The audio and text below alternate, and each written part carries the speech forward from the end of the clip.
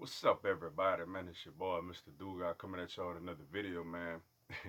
And today I'm going to preview and predict the AFC East Conference for the 2019-2020 NFL season. Before I get into this video, though, man, I want to wish each and every one of you out there a happy 4th of July. Hope everybody enjoying their day with their family and friends, because that's what it's all about, man. And shout out to all the veterans out there, man, who protect and serve for our country, yo. Happy 4th of July for everybody, man. Getting into first, I'm gonna start off from last year. There's a couple of things in life that's guaranteed. You know, debt, taxes, and the New England Patriots gonna win the AFC East. As they won the AFC East for what, like the 10th year in a row, or something like that. Since the divisions came to this new format when the Houston Texans came into the league in the 2002-2003 season, the first year the New York Jets won that division, and then for the 08-09 season the Miami Dolphins won that division. Every year besides that, the New England Patriots won the AFC East. Like, that's just absolutely amazing, man. I'm not the biggest Patriots supporter, but obviously, man, you got to give credit where credit due. That's an incredible run, man. Obviously, they won the division last year, got the first round bye, the number 2 seed. Divisional round, they took on the LA Chargers at home, which I thought the Chargers could have get them, man. When you look at this talent, the talent on that Chargers team, this is probably the most talent that Phillip Rivers probably ever had. And the Patriots absolutely took them apart, man. I mean, on defense, they might as well just stood out there and just watch Tom Brady just go to work and do his thing, cause that's all it was, man. And offensively, they just didn't really do much, as the Pacers just really put it together and just really took a very, very talented Los Angeles Chargers team apart, man. That was pretty doggone impressive. Then for the AFC Championship game, they go on the road to Arrowhead to take on the Kansas City Chiefs. They jumped out to an early lead. The Chiefs and Mahomes just really got it going in that fourth quarter. Game goes into overtime. A couple of times looked like they lost it, but D Ford was offsides on the interception. Then whenever the coin was flipped in the air, and I think the Patriots called heads and it was heads, you might as well book their ticket to Atlanta.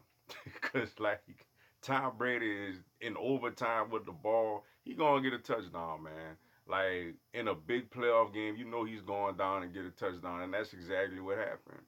And in the Super Bowl, man, it wasn't their best offensive performance, as they kind of struggled. Wade Phillips, Rams defense got after them a little bit. But defensively, they had just a spectacular game plan. Nobody all year long has been able, besides like the Bears in Chicago in the cold, has been able to slow down that Rams offense. And man, the Patriots just absolutely stifled them and took them apart, as they ended up with only 3 points, man. And the Patriots win their sixth Super Bowl ring to, basically to tie the Pittsburgh Steelers for the most Super Bowl rings of all time. So shout out to the Patriots for that. The New York Jets last year, man, they came in with the rookie quarterback Sam Darnold. It wasn't a great season for them, but they showed a lot of promise, man, with guys like Darnold, and defensively, a guy like Jamal Adams. And, they showed that things could be a little brighter for the future, yo. The Miami Dolphins last year, man, they kind of struggled also, as Ryan Tannehill was getting banged up again. They had games where Brock Osweiler was out there. Frank Gore came over there for a cup of coffee with them. They got off to a hot start. They started off the season 3-0, and then they went to Foxborough, got taken apart, and the season goes downhill from there. As they ended up firing their coach Adam Gase, as well as the New York Jets fired their coach Ty Bowles. And then you had the Buffalo Bills, man, who a lot of people really felt this was going to be the worst team in football last season. Granted, they wasn't a good team or a great team, but they had their rookie quarterback Josh Allen, man, and they won a couple of games, man. They went out there and got a couple of victories, most notably beating the Minnesota Vikings in Minnesota, like absolutely taking them apart and destroying them. That was a pretty impressive win for them, yo. So coming into this season, man, obviously the New England Patriots, man, coming in as the defending Super Bowl champs. They lost their D coordinator, Brian Flores. He's the head coach of the Miami Dolphins now, but obviously, Rob Gronkowski retires, man, and I think that's a big deal, man. I know a lot of people be like, oh, they won the Super Bowl without Gronk, and Gronk be banged up. They played a lot of games without Gronk, this and that, and all the other, which is true, but I mean that's a big loss, man. Like you ain't got Gronk at all this season, yo. They picked up Ben Watson from the same. Well, he retired, and he's gonna miss the first 4 games because he took a banned substance during the off season. But they coming in, man, with Tom Brady. We waiting for the time to get him, but Tom Brady and his TB12 ritual is holding them off for the time being, man. It's amazing, yo. No Gronk, like I mentioned. Chris Hogan is gone, but they got Julian Edelman back, the Super Bowl MVP, man, and they got him for the whole season this year, as he was suspended the first 4 games last year. They also got a guy like, we waiting to see what's up with the Josh Gordon situation. Apparently he's still part of the franchise. We don't know if he gonna face some type of suspension or if he's still, out on rehab or anything like that. But they're a little thin at the receiver core, which is why they use a first round pick on N'Keal Harry from Arizona State. They expecting him to come in and do big things with Tom Brady in that offense. Defensively, they lost Malcolm Brown, they lost Flowers, but they still got the stalwarts of that defense, man, and Dante Hightower in the middle. They get Jamie Collins back, who went play the last couple of years with Cleveland. They also got their all-pro cornerbacks, Stephon Gilmore, and the big time safety Devin McCarty back there. So obviously the Patriots, and of course they got the great Bill Belichick. So obviously the Patriots are gonna be okay. Nothing to really worry about there. The New York Jets, man, obviously they fired their head coach Ty Bowles. They fired their general manager. I can't remember his name. They got our boy Joe Douglas to go in there and be the general manager, which I think, not just saying this because I'm an Eagles fan, but I think that was a great hire for the Jets, man, going forward. They got some really nice pieces over there, man. They drafted the big homie Quentin Williams out of Alabama, who was an absolute beast in the SEC.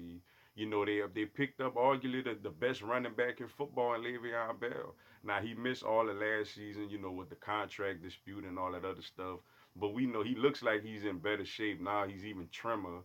But he's a big time addition to that team. They got Jamison Crowder to go in there and run the slot.